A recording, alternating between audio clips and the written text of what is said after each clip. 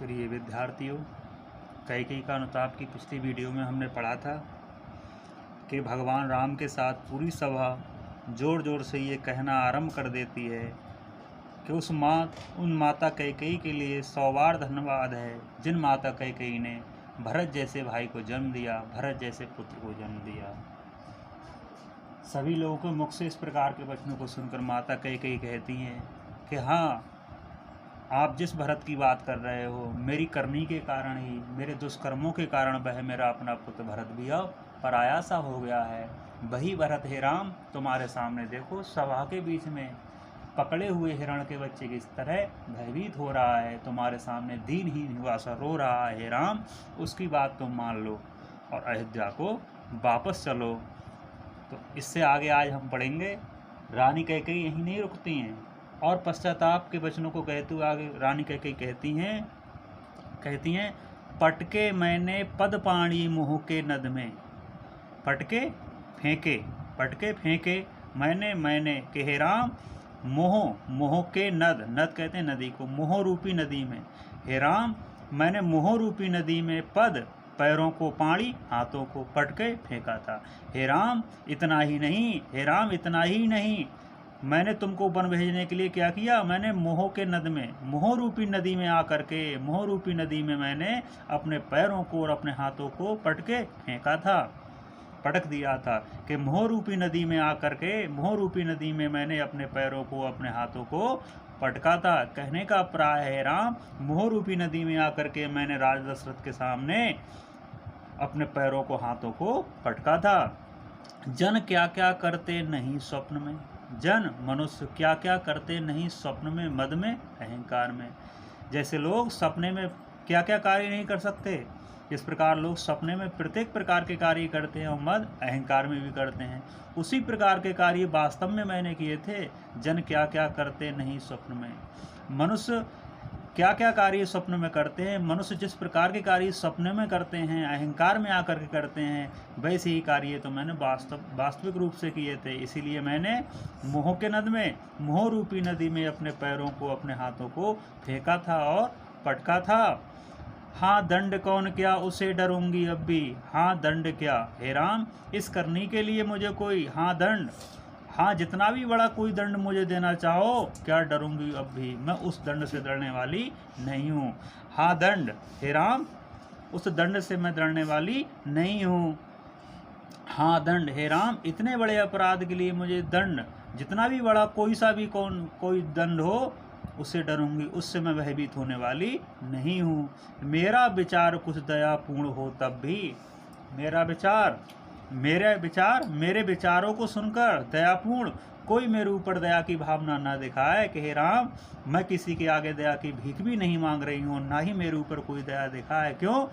हाँ दंड, हाँ इतने बड़े अपराध के लिए कोई सा भी बड़े से बड़ा दंड हो, उससे मैं डरने वाली नहीं हूँ, उससे मैं भयभीत नहीं हो रही हूँ, उस दंड को स्वीकार कर रही हूँ। मेरा विचार कुछ दयापूर्ण हो तब भी, मेरे ऊपर कोई दया ना दिखाए, मेरे विचार दयापूर्ण नहीं है। आगे कहा हाँ दया हंत वह घृणा, आहा वह करुणा, कि हे राम, यदि मेरे ऊपर कोई दया दिखाता है, घृणा मुझसे कोई घृणा करता है, आहा करुणा, और यदि मेरे ऊपर कोई करुणा दिखाता है तो ये सारी भावनाएं मेरे लिए व्यर्थ हैं। कहने का अपराध दूसरा अर्थ ये भी हो जाएगा हाँ दया, हाँ मेरे ऊपर यदि कोई दया दिखाता है, करुणा, और मेरे ऊपर कोई करुणा दिखाता है तो वह मेरे लिए घृणा के समान ही होगी, क्योंकि हे राम, मैंने बहुत बड़ा पाप कर्म किया है। इसलिए कोई मेरे ऊपर दया दिखाए और करुणा दिखाए और दया दिखाए, हंत वह घृणा, तो मेरे लिए हे राम वह घृणा के समान ही होगी। बैतरणी सी है आज जहानवी वर्णा, बैतरणी का अर्थ होता है नदी, काय की नदी, नरक की नदी। बैतरणी सी नरक की नदी के समान है आज मेरे लिए जहानवी, गंगा और वर्णा, गंगा और वर्णा, यानी आज मेरे लिए गंगा और वर्णा भी, गंगा और वर्णा वरुण देवता होते हैं जल के, तो कहा जहानवी वर्णा, आज मेरे लिए गंगा और वर्णा दोनों ही बैतरणी सी नरक की नदी के समान हैं। अर्थात आज मेरे लिए गंगा और वर्णा का सुख भी नरक की नदी के समान है। कहने का प्राय ये है कि मैं आज दया की पात्र नहीं हूँ, मुझे इस अपराध के लिए बड़े से बड़ा दंड मिलना चाहिए। सह सकती हूँ चिर नरक, चिरकाल तक, लंबे समय तक सह सकती हूँ, सहन कर सकती हूँ, यानी कि भोग सकती हूँ नरक। कि राम मैं लंबे समय तक चिरकाल तक नरक के दुख को भोग कर सकती हूँ, नरक के दुख को सहन कर सकती हूँ। सुने सुविचारी, सुन ले सुविचारी श्रेष्ठ लोग, इस सभा में बैठे हुए सभी विद्वान, सभी लोग ये बात सुन लें। सह सकती हूँ चिर नरक, मैं चिरकाल तक नरक के दुख को भोग सकती हूँ, चिरकाल तक नरक के दुख को मैं सहन कर सकती हूँ, क्योंकि मैंने इतना बड़ा पाप किया है।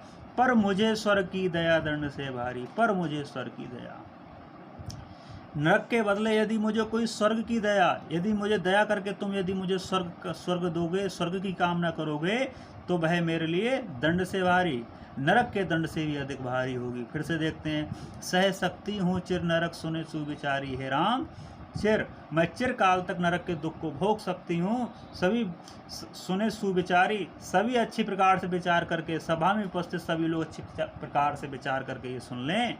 सह सकती हूँ चिर नरक, मैं चिरकाल तक नरक के दुख को भोग सकती हूँ, पर मुझे स्वर्ग की दया दंड से भारी, परंतु मेरे ऊपर स्वर्ग की दया, यदि तुम लोग दया करके मुझे मेरे लिए स्वर्ग की कामना करोगे, तो वह दया मेरे लिए दंड से भारी, वह नरक के दंड से भी भारी होगी। कहने का प्राय ये है कि मैं इतने बड़े अपराध के लिए नरक का दुख भोगने के लिए तैयार हूँ, लेकिन यदि तुम मेरे लिए स्वर्ग की कामना करोगे, तो वह स्वर्ग की कामना, स्वर्ग का सुख मेरे लिए नरक के दंड से भी ज़्यादा निंदनीय होगा, नरक के दंड से भी बड़ा होगा। कहने का प्राय ये, माता कैकेयी कि ये नहीं चाहती हैं कि कोई उनके ऊपर दया करे, कोई करुणा दिखाए। एक बार फिर से देखते हैं। माता कैकेयी कहती है कि राम पटके मैंने पद पाणी मोह के नद में, मोह रूपी नदी में मैंने अपने पैरों को और पाणी हाथों को पटका था, फेंक दिया था। जन क्या क्या करते नहीं स्वप्न में मद में, जिस प्रकार लोग सपने में और अहंकार में आकर क्या क्या गलत कार्य करे जाते हैं, वैसे ही गलत कार्य मैंने मोह रूपी नदी में आकर के अपने पैरों को और हाथों को फेंक दिया था। अर्थात मैंने राजा दशरथ के सामने अपने हाथों और पैरों को फेंका था और मैं कोप भवन में चली गई थी। जबकि वैसे कार्य तो जैसे कार्य मैंने किए, ऐसे कार्य तो लोग सपने में और अहंकार में करते हैं। वास्तविक रूप में मैंने मोह रूपी नदी में आकर के, मोह रूपी नदी में मैंने अपने पैरों को, अपने हाथों को फेंका था और राजा दशरथ को मजबूर किया था तुमको वन भेजने के लिए। हाँ दंड, हे राम इतने बड़े अपराध के लिए हाँ दंड, जो भी दंड हो, जो भी सजा हो, उससे मैं डरूंगी, उससे मैं भयभीत होने वाली नहीं हूँ। उस दंड को पाता हुआ देखकर मैं भयभीत नहीं हो रही हूँ। मेरा विचार कुछ दयापूर्ण हो तब भी, हे राम मेरा विचार ये भी नहीं है कि कोई मेरे ऊपर दया करे। हाँ दया, परंतु यदि कोई दया करता है करुणा और मेरे ऊपर कोई करुणा दिखाता है, हंत वह घृणा, हंत हाय वह मेरे लिए घृणा के समान होगी। हे राम यदि मेरे वचनों को सुनकर कोई मेरे ऊपर दया दिखाता है और मेरे ऊपर कोई करुणा दिखाता है, तो वह भावना मेरे लिए घृणा के समान ही होगी, क्योंकि मैं अपराधीन हूँ और मुझे इस अपराध की सजा, अपराध का दंड मिलना चाहिए। आज जहानवी गंगा, हे राम आज मेरे लिए गंगा और वरुणा दोनों का सुख मेरे लिए बैतरणी सी अर्थात नरक की नदी के समान है। आज तो मेरे लिए, मैंने इतना बड़ा पाप किया है, इस पाप के कारण आज गंगा और वरुणा दोनों ही मेरे लिए नरक की नदी के समान है। सह सकती हूँ चिर नरक सुने सुविचारी, चिरकाल तक, लंबे समय तक, हे राम मैं चिरकाल तक नरक के दुख को भोग सकती हूँ। सभी लोग विचार करके अच्छी प्रकार से मेरी बात को सुन लें। मैं दया नहीं मांग रही हूँ, मैं लंबे समय तक नरक के दुख को भोग सकती हूँ, पर मुझे स्वर्ग की दया, परंतु यदि तुम मेरे ऊपर दया करके स्वर्ग की कामना करते हो, तो वह कामना मेरे लिए स्वर्ग का सुख नरक के दंड से भी भारी होगा। कहने का प्राय, मैं नरक का दुख भोगने के योग्य हूँ राम, मुझे नरक का दुख ही भोगना चाहिए। मुझे नरक का दुख भोगने का दंड मिले, ना कि मुझे मेरे ऊपर दया करके तुम लोग मेरे लिए स्वर्ग की कामना मत करो, क्योंकि स्वर्ग का सुख मेरे लिए नरक के दंड से भी अधिक भारी होगा। प्रश्न क्या बनेंगे कि महारानी कैकेयी ने अपने पैर हाथों को क्यों पटका? क्या आ जाएगा? मोह रूपी नदी में आकर, मोह रूपी नदी में पटका। फिर आ जाएगा महारानी कैकेयी के लिए गंगा और वरुणा किसके समान है? किसके समान है गंगा और वरुणा? बैतरणी सी किसके समान? नरक की नदी के समान है। फिर क्वेश्चन बन जाएगा, महारानी कैकेयी कौन सा दंड भोगना चाह रही हैं? नरक के दुख को भोगना चाह रही हैं। फिर आया महारानी कैकेयी किससे नहीं डर रही हैं? किससे भयभीत नहीं हो रही हैं? किससे? अपराध के लिए सजा पाने से जरा भी भयभीत नहीं हो रही हैं। अलंकार कौन सा आ जाएगा? बैतरणी सी में कौन सा अलंकार आएगा यहाँ पर? उपमा अलंकार आ जाएगा। और अनुप्रास अलंकार तो है ही। रस कौन सा आएगा यहाँ पर? शांत रस आ जाएगा। क्वेश्चन आ जाए इसका प्रसंग क्या है?